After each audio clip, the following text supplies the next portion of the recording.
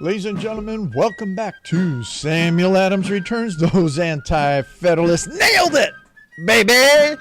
They got it absolutely correct. And today we are going to talk about none other than Governor George Clinton of New York and, as he wrote, as Cato. But before we do that, let me do this. The title of the program is Out of Control Republic with Justice No More. Well, we've seen that. Here it is. Look at this past week. We had all of the various co-conspirators with Donald Trump being booked. And I really appreciate those 2 to 3 that took and just smiled because they know this is absolutely bogus. And what Donald Trump said on Tucker, hey, didn't he steal the show on viewers? I'm telling you, the logs for Twitter were what? Over 33 million people viewed. Wow. I don't know. I didn't look at what was there for the statist showing. But the fact is that I know it wasn't 33 million that watched those the comedy show Wednesday night on, what was that, Fox? Anyway, the important part that I want to bring here is that there is, this republic is out of control. And as we're seeing, there's no justice. So we're going to talk about Alan Dershowitz's article. I'm going to bring you another article and actually the introduction to a book on the law in a very interesting response. I'll talk to you about that a little bit later in, I don't know, second segment. But most interesting, I have to laugh again. I'm using this here in the newsletter at samueladamsreturns.net over my shoulder, is that before we get into the meat of what we have going on, we have to move through the carrots and we have to go through the potatoes and the herbs and the gravy of 1996, when the U.S. began being governed by a de facto parliament. See the references, but isn't that what was brought up in the information in the articles that I've shared with you several times in the references that was utilized on January 6th was parliamentary procedure? And not only that, on the Tucker interview with President Trump even brought that up about Mike Pence having the ability to turn all of the election results back to the states. But when all the confusion happened and they came back, a vote immediately occurred that took that power away from Pence under a parliamentary ruling that was voted on, and with the majority of Democrats,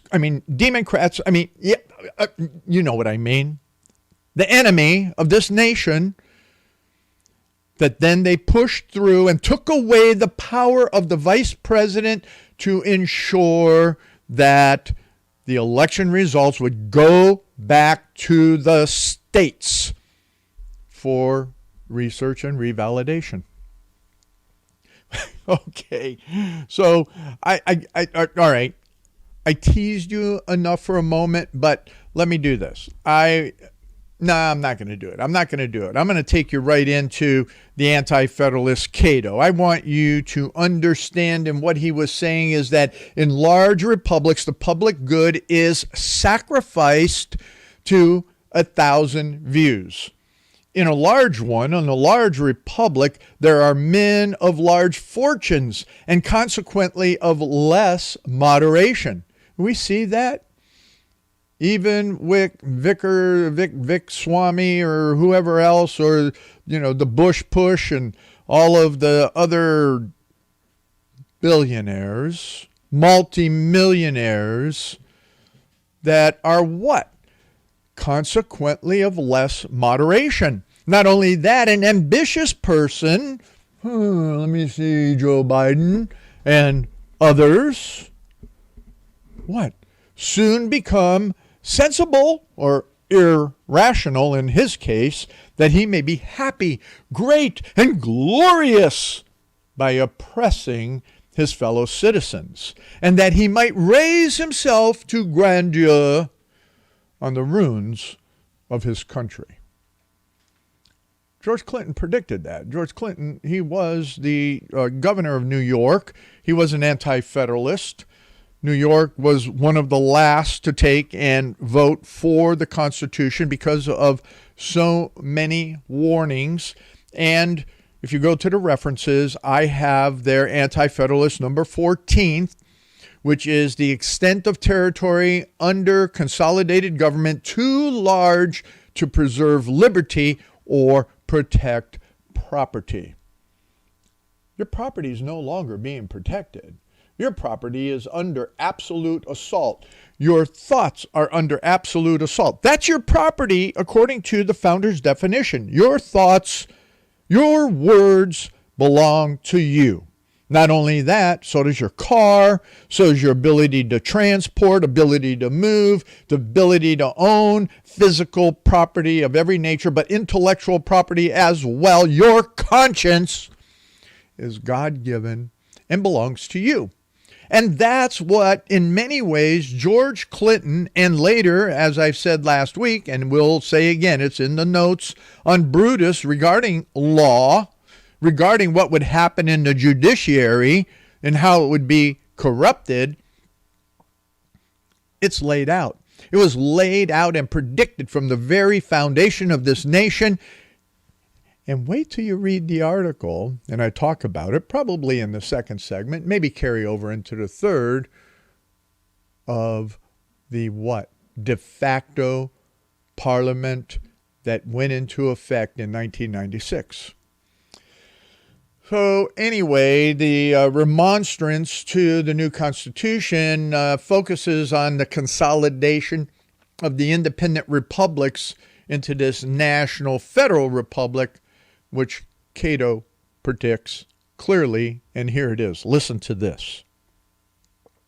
Whoever seriously considers the immense extent of territory comprehended within the limits of the United States, and remember at that time, we're only talking about the East Coast and not even Florida, together with the variety of its climates, productions, and commerce, the difference of extent and the number of inhabitants in all, the dismultitude of interest, morals, and politics in almost every one, that's every one of the states, will receive it as an intuitive truth that a consolidated republic, a republican form of government therein, can never form a perfect union, establish justice,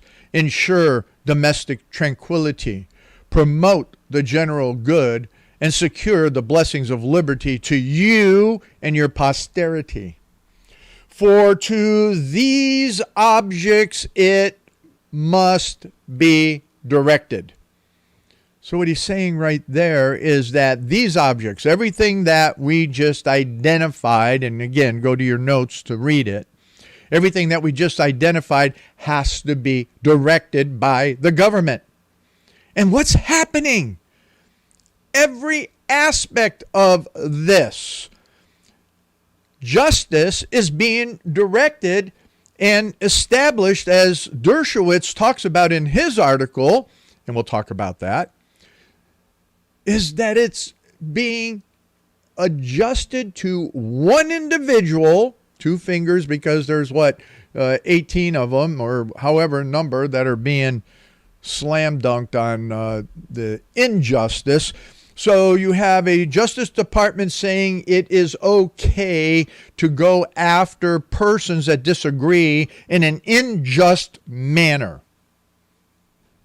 Dershowitz has some stuff to say about that, and then I have some things to say about Dershowitz. Now, as we continue to go on with this, is that they're directed. All those objects are directed. General welfare, and that doesn't mean the welfare system. The security blessings of liberty, that's being directed as well. This unkindred legislature, therefore composed of interests opposite and dissimilar in their nature, will in its exercise emphatically be like a house divided against itself. A very biblical perspective, if you understand that. So here's the futuristic words relative to our present in totality, maybe.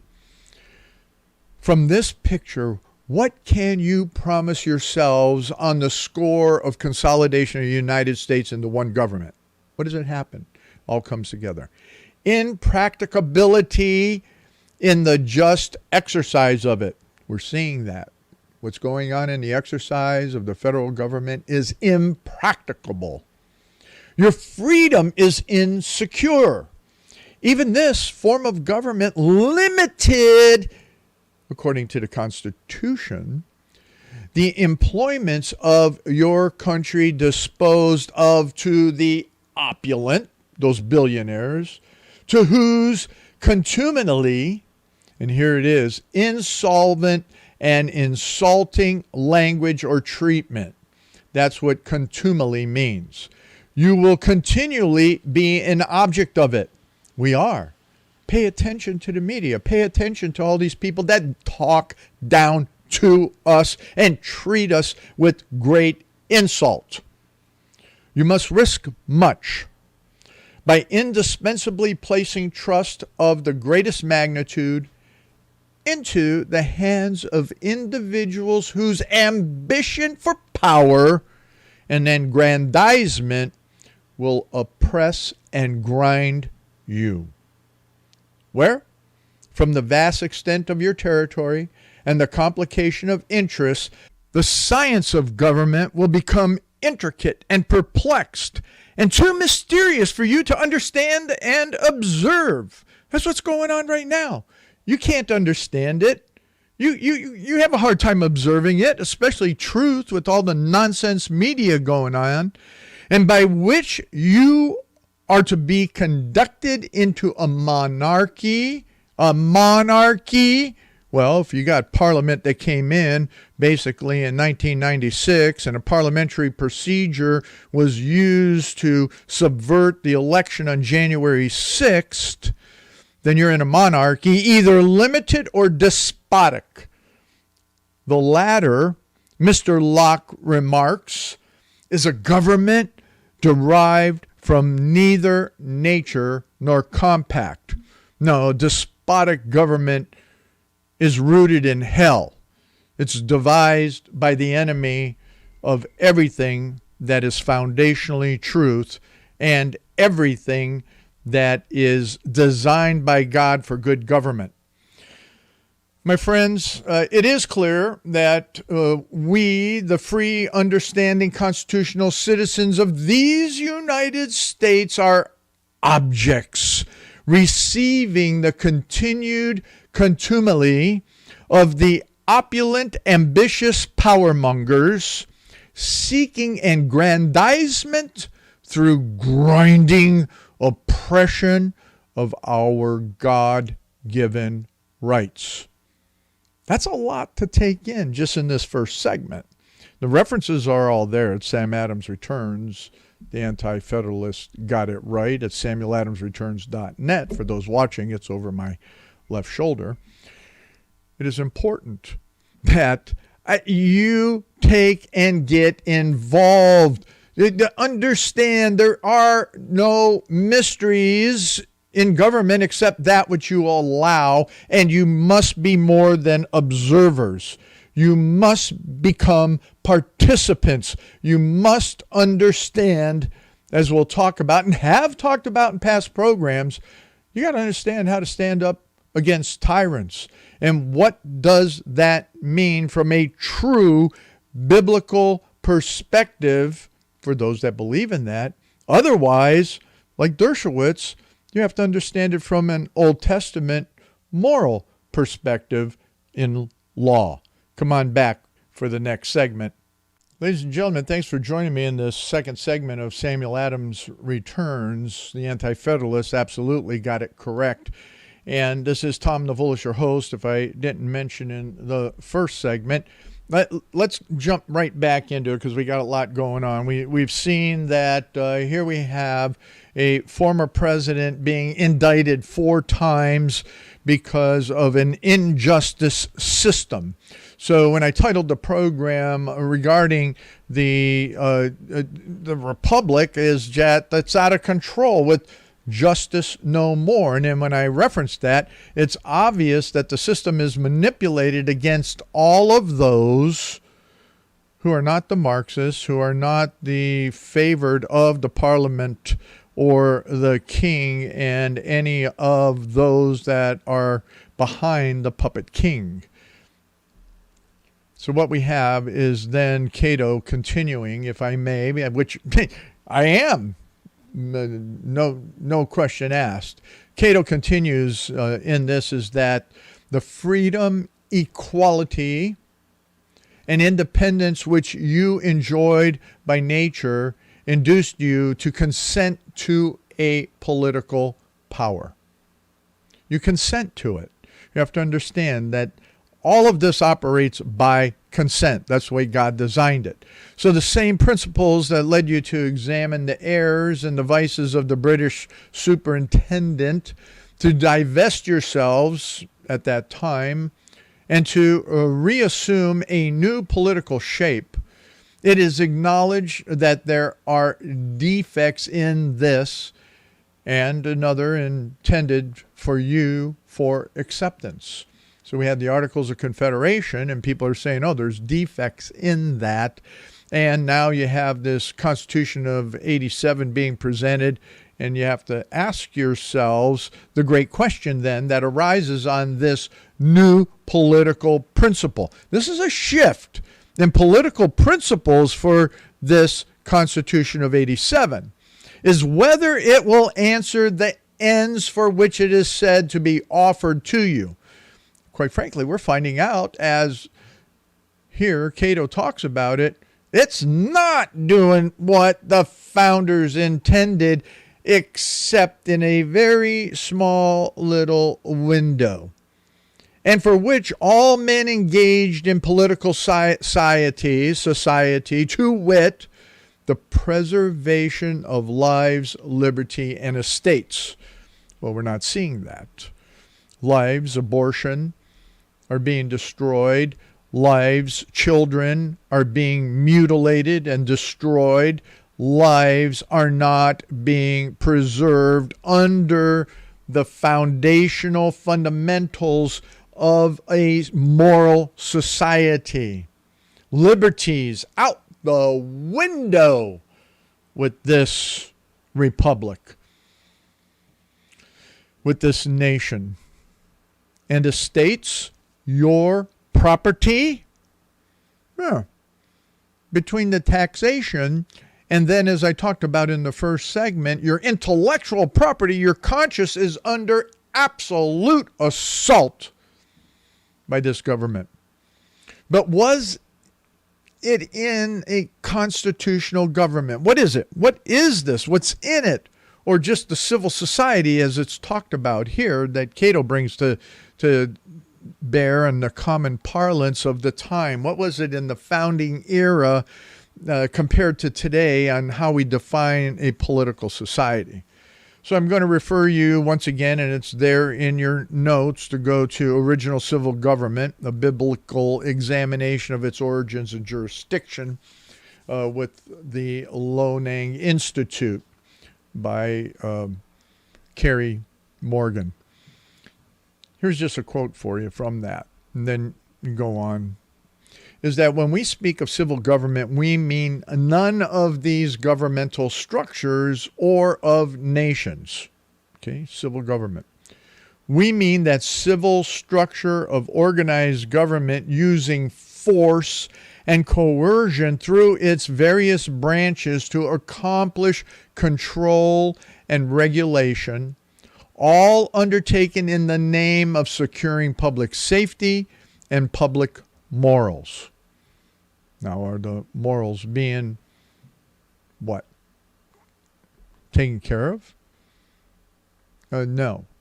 No, they're taken in now. It's the immorals, the other morals, the false morals, the godless morals that are. In public safety, you have criminals running rampant. In fact, under the Biden administration, you've been bringing in 1 million plus criminals into the nation. Everyone that crosses that border is a criminal. They violated our immigration law. I don't care what anybody says. They are criminals, period.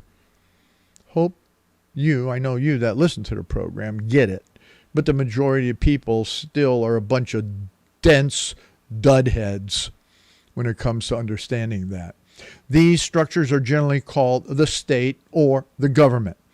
John Locke described the purpose of civil government and its exercise of political power, declaring that political power, then, I take to be a right of making laws with penalties of death and consequently all less penalties for the regulating and preserving of property and of employing the force of the community in the execution of such laws and in the defense of the commonwealth from foreign injury, and all this only for the public good. And that is out of John Locke's Second Treatise of Civil Government, Chapter 1, Section 3, from 1690. So I beg you to go back and look at the foundational understanding of government, and I've talked about this more and more in the past over and over. Now let's jump into and get into the idea, and we'll finish up into the third segment with this as well, regarding no more justice. So Dershowitz writes a great article that came out, I think, on last Tuesday, Wednesday of this week. And he wrote this, let me quote just a portion of it, in his Justice Requires Fair Procedures. And that's in your notes. You can follow the link to it. Justice, justice you shall pursue, the Bible commands in Deuteronomy 16:20. And that in doing justice, one must not recognize faces. Commentators ask why the good book repeats the word justice, since every word is thought to have significance. The most relevant is that there are two kinds of justice: substantive justice and procedural justice. The former relates to making the punishment fit the crime. The latter requires that correct procedures be employed to determine whether a criminal has been committed or a crime has been committed. The late Supreme Court Justice Felix Frankfurter, side note from me, who we know was a socialist, once observed that the history of liberty is largely a history of procedural fairness. Our Constitution embodies that history by reading, quote, the due process of law, end quote. That's in the Constitution. Lastly, however, many so-called progressives have been willing to ignore procedural safeguards and due process in their campaign to get former President Donald Trump to misuse the law in an effort to prevent the leading Republican candidate from running against the incumbent candidate for president. In doing so, they are violating the second principle of justice: do not recognize faces. That commandment is the basis for the blindfolded statue of justice. Well, let's just get to this, and I really appreciate Dershowitz's appeal that these and other Get Trump lawyers should read the Judeo-Christian commandments, and this is again a quote from Dershowitz, and he says here that they should read the Judeo-Christian commands to do procedural as well as substantive justice and not to recognize faces. But let me make a comment here on this article before I go on to something else from the book that I wanted to talk to you about. We'll cover that in the third segment. Is that there's not a lot that I'm putting in here, but let's face it, 100 years ago, when we started bringing in, and more than 100 years ago, in the mid to late 1800s, when humanism came into effect, when socialism came into America, when all of these isms, and this goes all the way back to Unitarianism in the mid to late 1700s, we quit understanding these biblical principles and truths. So I appreciate Dershowitz saying, hey, where are the Republicans? Where are the conservatives? Where are those in law school, and where are the prosecutors that should be looking and reading the Judeo-Christian commands to do procedural justice? Because they're not. They're destroying it to use that singular injustice as a format for justice against Donald Trump. Folks, Mr. Dershowitz, Professor Dershowitz, come on, you're smarter than me, and you well know that when humanism and all anti-God biblical concepts were destroyed in the 60s, when the Bible and these Judeo-Christian concepts were taken out of education, they were removed from law and law schools. How can you think in your appeal that lawyers, let alone anybody else within that system, Department of Justice, would ever dare crack open to Deuteronomy or elsewhere in the scriptures? Now, do justice. Justice is a cry, is a plea, is something wonderful that you defined in the way that you did on that separation of substantive and procedural. They're not going to do procedural. They won't ever read this because their minds have no framework to it.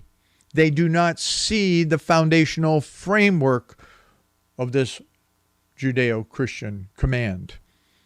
So I find the expectation that Professor Dershowitz has there, great mind. I've come to appreciate him. He's probably one of the very few classical liberal professors in law. I mean, there's others. Remember, I really appreciate all of the professors, attorneys at Lonang, as well as there are some out there in other universities. But for the most part, there is no teaching on this differentiation of substantive and procedural from a Judeo-Christian perspective. I did a cursory look at law schools and the courses and what it is in morality and law, and looking at where does a lot of that fit together. I was looking at where humanists might be looking at the different concepts. I was also looking at an article that I downloaded, and actually it's the title of a book, The Philosophy of Legal Change, by two Polish authors, which is extremely interesting. And we're going to get into that as we go to the third segment. But let me just take for a moment and in these last couple of segments, tease you with this idea that if we take an approach, natural law theories, we examine political philosophy as integrated with jurisprudence, and even the simple part of it. We believe that law is not natural to political philosophy. Rather, deep normative structure of law contains political philosophical elements. We're going to get into that. A lot of technical speak in there, but it gets down to the morality of it that Sam Adams clearly understood because he was a lawyer. Not. Ladies and gentlemen, welcome back to this last segment of Samuel Adams Returns. This is Tom Navolis, your host. And I do highly recommend that those that are only listening to the first and third segment go and get into that second segment and what I talk about with Professor Dershowitz and the article that he wrote in relationship to the procedural perspective of what is going on, and that all these attorneys that are out there, and you're never going to get the leftist attorneys to do it, but all those anti-Trumpers, and a lot of them are political attorneys, if you will, should look at the Judeo-Christian perspective on procedural law. Not gonna happen because it's not been taught for 100 years plus. So go check that out. And I did want to talk to you just real quickly on this book, and I'm only going through portions of the introduction because I haven't read the whole book. There's a lot there. But just in the introductions, it gives you a sense and feel of what's going on in the legal environment, the legal mindsets for a good number of years, as well as to why we see this mix, mush, mash of these Marxist nutcases doing things. And this book is written by two Polish authors, law professors, that have taken a really interesting look and perspective on the approach of what is going on. And they even talk about some of the things that happened in Polish communism, so on and so forth. So I think I'm going to be interested. Actually, I don't think. I know I'm going to be interested in reading the whole book if I ever get my hands on a full copy of it. This portion of what I have, which is about 64 pages, is I provide the link for you to go read the whole thing for yourself. But these are my snippets. What I'm taking out of it for my context in this program doesn't represent all of the thought that they have here, but they are saying that if moral and political justifiability of laws play a role in their legitimacy and social acceptance, interesting, then the law, because that's where we're at. Think about that. We're seeing this moral twisting and political justifiability of the laws, or of the laws being misused. They go on to say then the law and political philosophy are integrated simply by the token of social practice. Now we're seeing that as we see all of the perverts come out in parade and performance. We're seeing then that the law and political philosophy are integrated in that token of social practice. The members of society, when making sense of and applying law, inevitably use political, philosophical ideas as a point of reference, even if implicit. So alternatively, and I appreciate this, our approach has a completely different purpose than the approach represented by a natural law theorist or Dworkin. The goal is neither to look for universally just, moral, or right legal solutions and decisions, nor to seek the best interpretation of legal norms or precedents. Focusing on the legal change, We look at the underlying reason in a neutral way. Prima facie, we do not support any concrete political philosophical position, but by examining the relationship between the new legal norms and their justification, we try to create a tool for a better understanding of law. In the perspective adopted in this book, political philosophy plays the role of a relatively neutral heuristic tool which, connected with legal dogmatics, allows for better interpretation and justification of the law. I appreciate what they're saying, but let's read the next paragraph because I want to take that into account because I think it's important in that. The perspective of political philosophy allows for examining the moral and political justification of legal change on the one hand without definitely answering the theoretical question about the law's nature as such, and on the other hand, without giving up serious considerations of real connections between law and political morality that undoubtedly occur.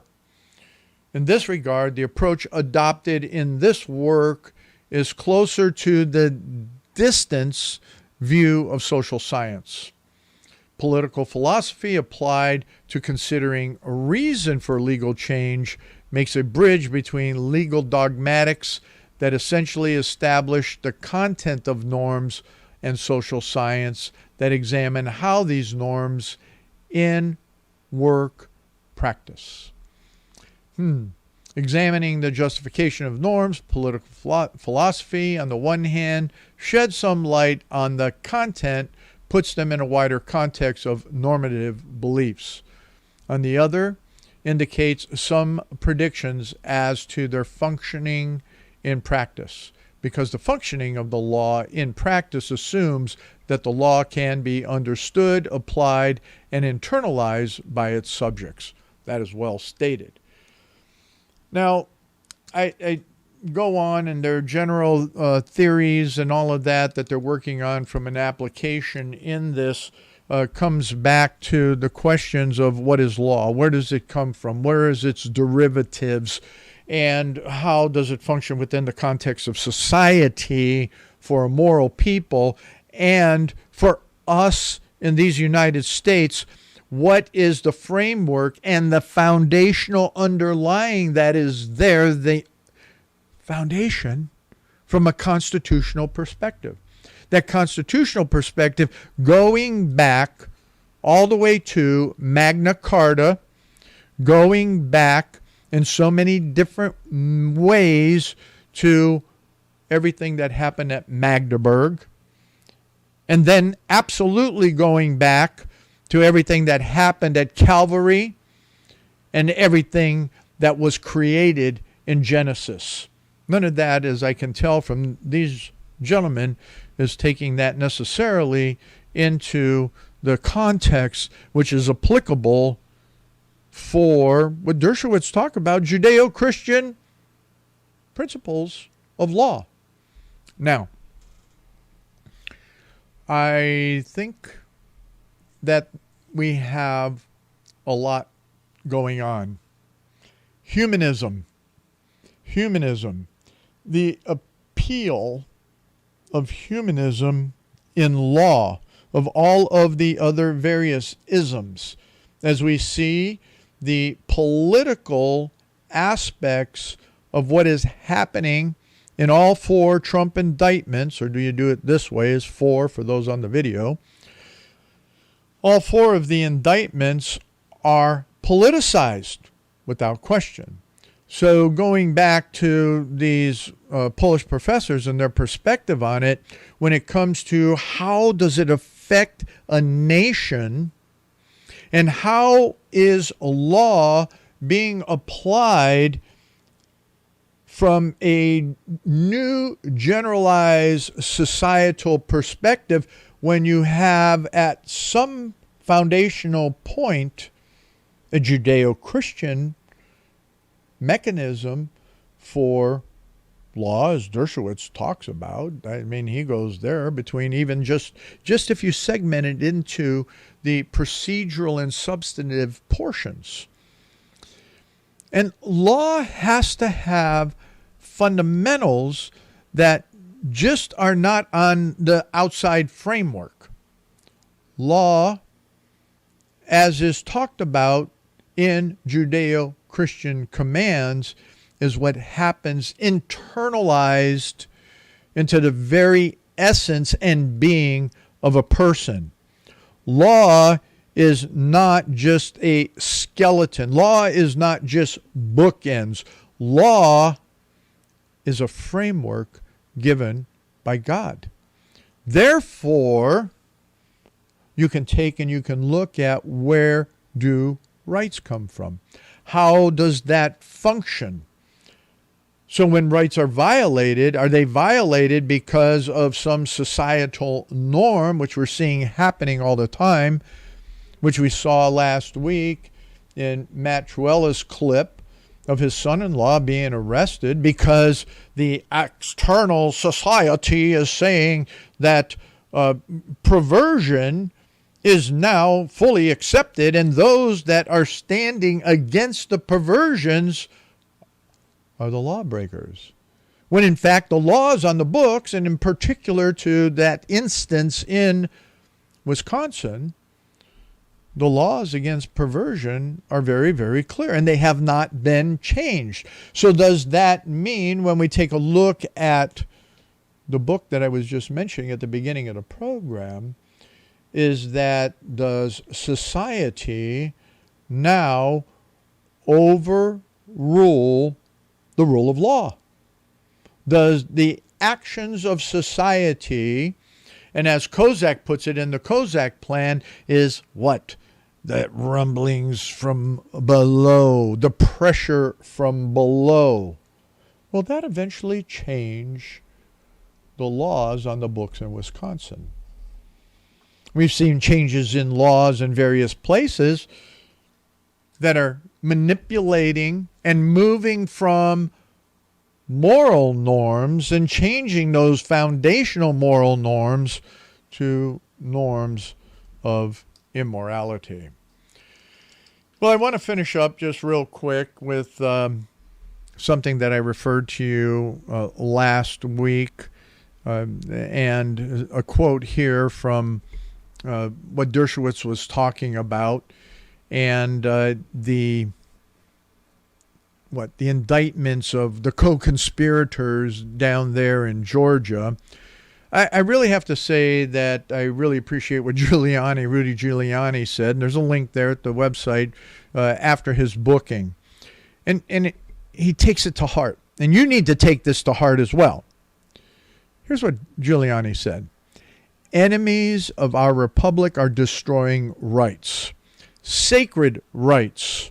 They're destroying my right to counsel, my right to be a lawyer. They're destroying his right to counsel, and I think he was meaning Trump. It's not accidental that they've indicted all as lawyers. Never heard of that before in America, he added. Rudy said they're coming for all Americans. Trump said that before, too. Whether you dislike or you like Donald Trump, let me give you a warning.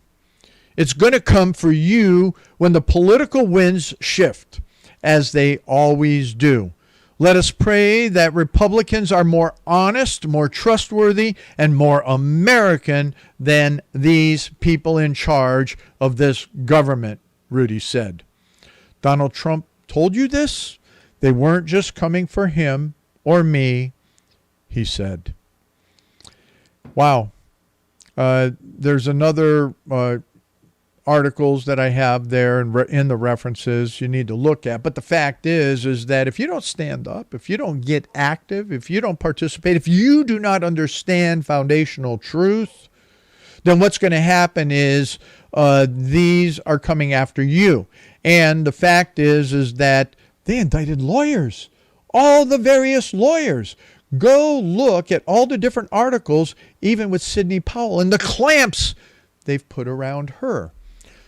Ladies and gentlemen, can you afford the lawyers that all these people can? No way. They're going to end up just like those in the J6 gulag if you do not stand up against tyranny and put your money and your time where your shoe-throwing mouths are at the TV. You know, Sam Adams said, go away. Let the chains be heavy on you. Let the dogs eat you. That's my paraphrase. But Sam Adams said, you have to fight, and if you don't, shame on you. Come on back next week when Sam Adams returns. And yes, those anti-federalists did get it right.